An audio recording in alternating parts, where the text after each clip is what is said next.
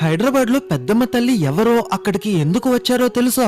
రంభ అనే అసురుడికి మహిషాసురుడు జన్మించి బ్రహ్మకి కఠోరంగా తపస్సు చేయడం మొదలు పెడతాడు. దాంతో బ్రహ్మదేవుడు మహిషాసురుడికి ఏం వరం కావాలో కోరుకోమంటాడు. కానీ మహిషాసురుడు నాకు చావే లేని వరం కావాలి అని అడుగుతాడు. అప్పుడు బ్రహ్మ, మీ అసురులకి వేరే పనే లేదారా? చావు లేని వరం ఇవ్వడం కుదరదు, ఇంకేమైనా కోరుకో అని అంటాడు. అప్పుడు మహిషాసురుడు ఒక స్త్రీ చేతిలో తప్ప ఇంకెవ్వరి చేతిలో నాకు చావు ఉండకూడదు అనే వరాన్ని పొందుతాడు. ఇంకా ఆ వరాన్ని అండగా చూసుకొని దేవతల మీదకే యుద్ధానికి వెళ్లి ఇంద్రుడిని కూడా ఓడించేస్తాడు. అప్పుడు బ్రహ్మ విష్ణు మహేశ్వరులు పార్వతీదేవిని సహాయం చేయమని కోరడంతో పార్వతీదేవి కాత్యాయని దుర్గ రూపంలో ఘోరంగా యుద్ధం చేసి ఆఖరికి మహిషాసురుడిని సంహరిస్తుంది. ఆ యుద్ధం తర్వాత దుర్గామాత నీళ్లు తాగి విశ్రాంతి తీసుకున్న ప్రదేశమే ఇప్పుడు జూబ్లీ హిల్స్ లో ఉన్న పెద్దమ్మ తల్లి ఆలయం. మీరు ఎప్పుడైనా పెద్దమ్మ తల్లి గుడికి వెళ్లారా? కింద సబ్స్క్రైబ్ బటన్ కొట్టేసి అందరూ చెప్పండి, జై పెద్దమ్మ తల్లికి.